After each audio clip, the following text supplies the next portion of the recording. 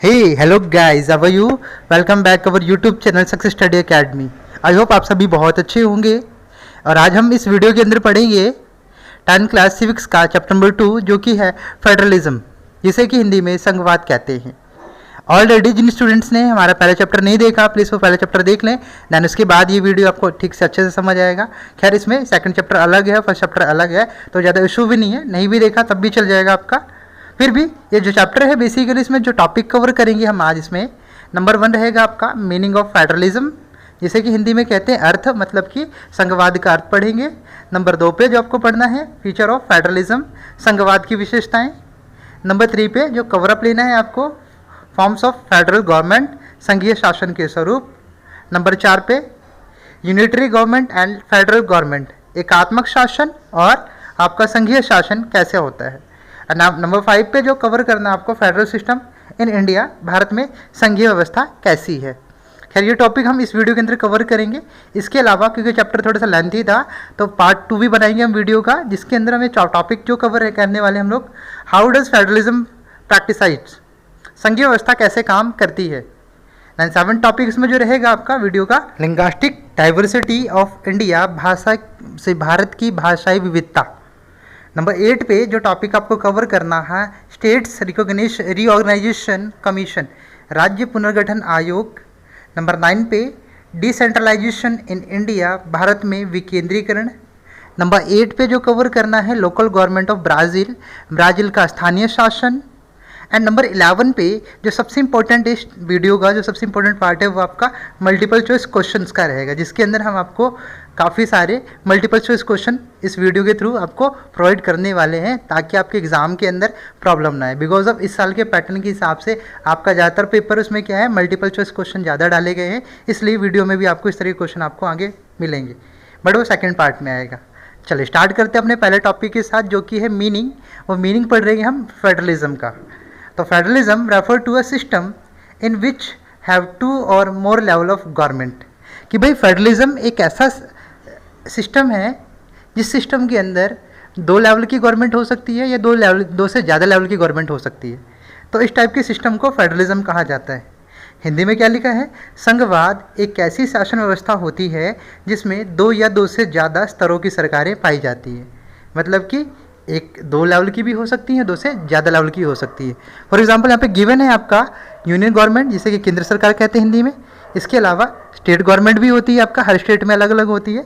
And इसी तरीके से आपका लोकल गवर्नमेंट भी होती है, जिसे हम स्थानीय शासन के नाम से जानते हैं।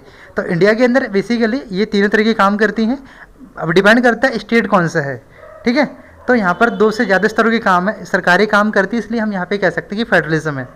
बात करते हैं फीचर ऑफ फेडरलिज्म, संघवाद की विशेषताएं। तो नंबर 1 है there are 2 or more level of government, इसमें 2 या 2 से ज़्यादा स्तरों की सरकार होती है।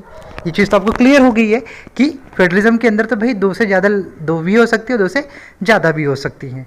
खैर, आप थोड़ा सा आगे बढ़ के देख लेते हैं, फिर भी थोड़ा एग्जाम्पल गिवन था आपको। सेंट्रल गवर्नमेंट पूरे देश की एक होती है, राज्य सरकार मतलब स्टेट गवर्नमेंट हर एक स्टेट में एक होती है, और लोकल गवर्नमेंट अंडर होती है किसके, आपका स्टेट गवर्नमेंट के। चलिए आगे चलते थोड़ा सा। फीचर ऑफ फेडरलिज्म का जो दूसरा पॉइंट है आपका, different tier of government rules the same citizen but each tier has its own jurisdiction, specific matter of the legislation, taxation and administration। मतलब कि यहाँ पे सीधा सा फंडा ये है कि अगर कोई पब्लिक है, मतलब कि हम सब क्या है, पब्लिक है, हम लोग दिल्ली में रहते हैं या बिहार में रहते हैं या यूपी में रहते हैं, तो हम पर प्रायोरिटी किसकी होगी, हमारी स्टेट गवर्नमेंट की। स्टेट गवर्नमेंट हम पर क्या करेगी, रूल करेगी।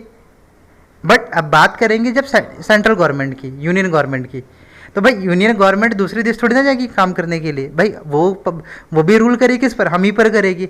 तो यही चीज़ है कि चाहे स्टेट गवर्नमेंट हो चाहे आपका सेंट्रल गवर्नमेंट हो, वो दोनों ही सेम ऑडियंस पर, मतलब कि सेम सिटीजन्स पर क्या करती है, रूल करती है।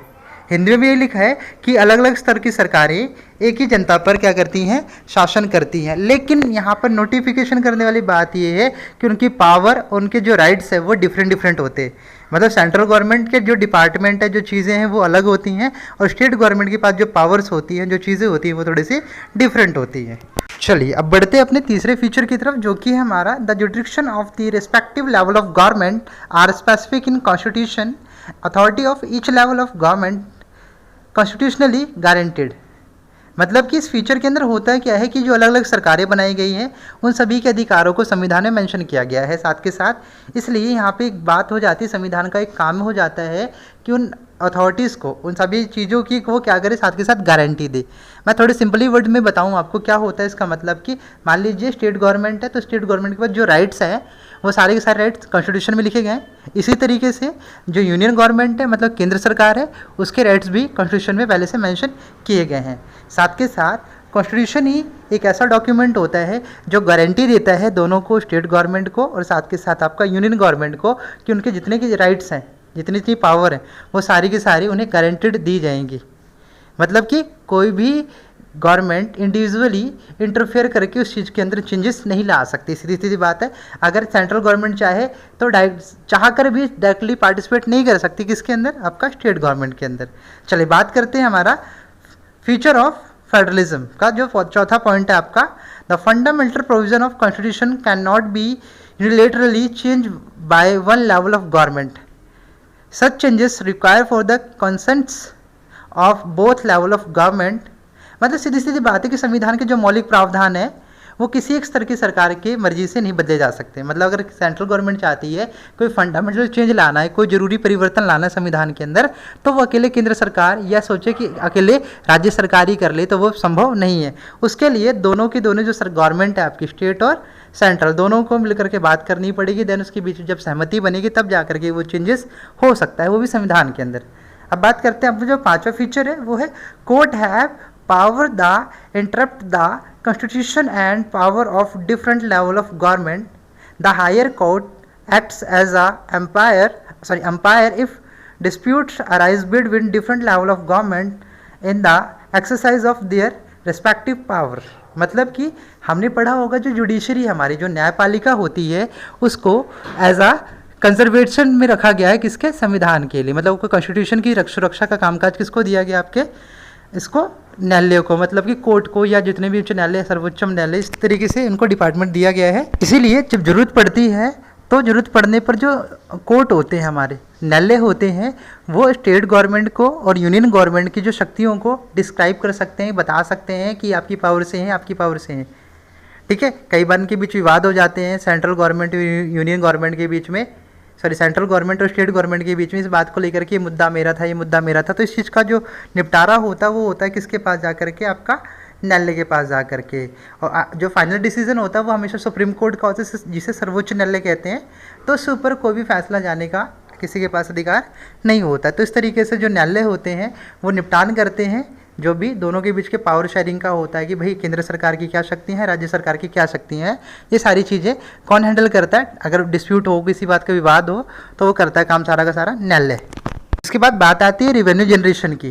The sources of revenue for each level of government are clearly specified to ensure its financial autonomy.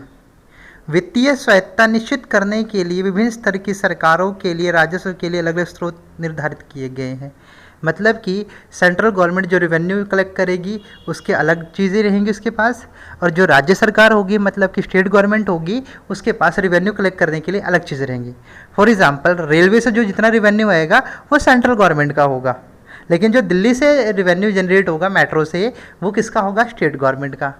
तो सीधी सीधी बात समझ आ रही है कि जो भी नेशनलाइज मुद्दे हैं उनका जो फाइनेंशियल एक्टिविटी होगी वो किसके अंडर आएगी, आपका सेंट्रल गवर्नमेंट के। बट अगर किसी पर्टिकुलर स्टेट के अंदर चीज़ें हो रही हैं तो उसका जो रेवेन्यू जनरेट होगा वो स्टेट को जाएगा। ओके, आई थिंक आपको समझ आ गया होगा। अब बात करते हैं सातवें फीचर की, जो कि इसका हमारा the federal system has dual objective. इसके ऑब्जेक्टिव की बात की गई है, इसके उद्देश्य क्या होते हैं, to safeguard and promote unity of the country while at the same time accommodate regional diversity. Hindi में लिखा है, देखते हैं समझ आ जाएगा अभी आपको। एक देश की एकता की सुरक्षा करना और उसको बढ़ावा देना तथा इसी के साथ साथ क्षेत्रीय विविधताओं का पूरा सम्मान करना, संघीय व्यवस्थाओं के गठन और कामकाज के लिए ये दोनों महत्वपूर्ण बातें हैं। मतलब कि दो चीज़ें फॉलो करनी होती है स्टेट गवर्नमेंट को और आपके यूनियन गवर्नमेंट को। वो चीज़ क्या है, नंबर एक चीज़ यूनिटी, देश की जो बात करते हैं सुरक्षा की, सेफ गार्ड किस चीज़ का, यूनिटी का। कि लोग सभी एक दूसरे के साथ एकता के साथ रहें, साथ के साथ एकता के साथ में रहने के साथ साथ उनकी डाइवर्सिटी का भी ध्यान रखा जाए। मतलब कि कोई सिख है, कोई मुस्लिम है, कोई किसी कम्युनिटी का है, कोई किसी कास्ट का है, तो इस सब का भी ध्यान इसको रखना पड़ेगा। किसे भाई? गवर्नमेंट्स को, चाहे वो स्टेट गवर्नमेंट हो चाहे वो आपका सेंट्रल गवर्नमेंट हो। तो इस तरीके से डाइवर्सिटी के साथ साथ यूनिटी की बात की जाती है यहाँ पर।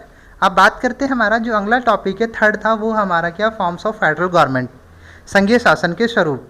तो वर्ल्ड वाइडली दो तरीके के पाए जाते हैं। इसमें जो पहला है आपका कमिंग टुगेदर फेडरेशन। अब कमिंग टुगेदर फेडरेशन को हिंदी में कहते हैं साथ आकर संघ बनाना। अब मीनिंग क्या आता है यहाँ पर? In this independent state coming together on their own to form a bigger unit so that by pooling sovereignty and retaining identity they can increase their security. For example USA, Switzerland, Australia.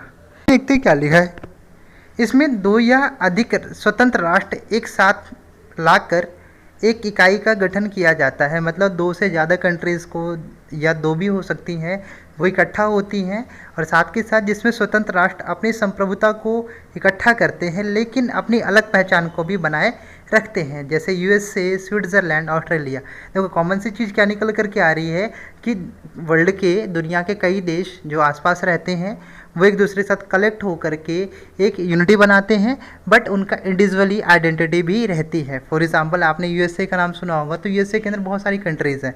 अब USA तो एक community का नाम हो गया, एक unity बना ली उन्होंने फेडरली। देन उसके अलावा उन्होंने क्या कर रखा है? इंडिविजुअली इसके अंदर जितने भी कंट्री है उनका अपना अपना आइडेंटिटी है। ठीक है, तो इस तरीके से यहाँ पर काम होता है। इसका जो दूसरा तरीका है आपका फेडरलिज्म का, वो होता है होल्डिंग टुगेदर फेडरेशन, जैसे कि हिंदी में कहते हैं संघ को साथ रखना। अब यहाँ पे कई कंट्री एक साथ ना आकर के क्या होता है, एक ही कंट्री काम करती है। मतलब एक बड़ा देश होगा, in this a large country decide to divide its power between the constituent state and their national government. For example India, Spain and Belgium etcetera. अब यहाँ पे क्या होता है, एक बड़ी कंट्री होती है, एक बड़ा देश होता है, वो अपनी इंटरनल डाइवर्सिटी का, मतलब अपने देश की जितनी डाइवर्सिटी है उसको ध्यान में रखते हुए क्या करता है? राज्यों का गठन करता है और उन्हीं के बीच में पावर्स को शेयर कर देता है। जैसे कि भारत में होता है, स्पेन में होता है और बेल्जियम के केस में हमने इसको पढ़ा था पावर शेयरिंग के मामले में। तो सीधी सीधी बात है, जब बड़ा देश राज्यों के बीच में शक्तियाँ बांट रहा है और पूरी की यूनिटी अपने हाथ में रखता है, तो इन दैट सिचुएशन में हम इसे कहते हैं आपका, क्या कहते हैं? होल्डिंग टुगेदर फेडरेशन, संघ को साथ रखना। तो क्लियर हो गया होगा। अब चलते हैं अपने नेक्स्ट टॉपिक की तरफ, जिसमें हम कंपेयर करेंगे unitary government and the federal government, एकात्मक शासन और संघीय शासन। बहुत इजी टॉपिक है, फिर भी आप यहाँ पे क्लियर करके देख लेते हैं। जो भी डाउट है पूछ लेना मुझसे, बाद में आप देखते हैं। पहले, in this only have single tier of government, कि यूनिटी के अंदर क्या होता है आपका, एकात्मक शासन के अंदर सिर्फ एक ही लेवल की सरकार पाई जाती है, सारी की सारी पावर इसी के हाथ में होती है। सेंट्रलाइज पावर, देखो लिखा भी वही चीज़ है कि केंद्रीकृत शक्ति, मतलब कि सिर्फ एक ही गवर्नमेंट के हाथ में सारी की सारी पावर होती है। नंबर 3, ओनली यूनियन गवर्नमेंट, सिर्फ और सिर्फ पूरी स्टेट की, पूरे कंट्री की एक ही गवर्नमेंट होती है। फॉर एग्जांपल श्रीलंका, हमने फर्स्ट चैप्टर के अंदर पढ़ा था, लास्ट चैप्टर के अंदर। देन बात करते हैं हम इसमें दूसरा जो है आपका, वो है आपका फेडरल गवर्नमेंट, जो कि बिल्कुल इसके अपोजिट काम कर रही है, जिसके अंदर क्या होता है, in this 2 or more level of government. अभी तक हम यही पढ़ रहे थे कि इसमें 2 या 2 से ज़्यादा लेवल की जो गवर्नमेंट्स होती हैं। नंबर 2, अनसेंट्रलाइजेशन पावर, या इसे हम क्या डिसेंट्रलाइजेशन कहते हैं, विकेंद्रीकृत शक्तियाँ। मतलब कि सारी की सारी पावर स्टेट गवर्नमेंट के, सेंट्रल गवर्नमेंट के हाथ में नहीं होती, बल्कि औरों के बीच में बटी भी होती है। इसमें देखो साफ लिखा है both union and state government. इसमें केंद्र सरकार भी होती है, राज्य सरकार भी होती है। फॉर एग्जाम्पल आपका भारत इसका एग्जाम्पल है। ठीक है, तो इस तरीके से हमारा क्या होता है, ये हमारे एकात्मक और दूसरा संघीय शासन में डिफरेंसेंसी होती है। सभी के लिए जो सबसे इजी टॉपिक रहेगा वो रहेगा अब जो आने वाला है आपका federal system in India, Bharat की संघीय व्यवस्था, जिसके बारे में शायद पहले आपने सुना हो।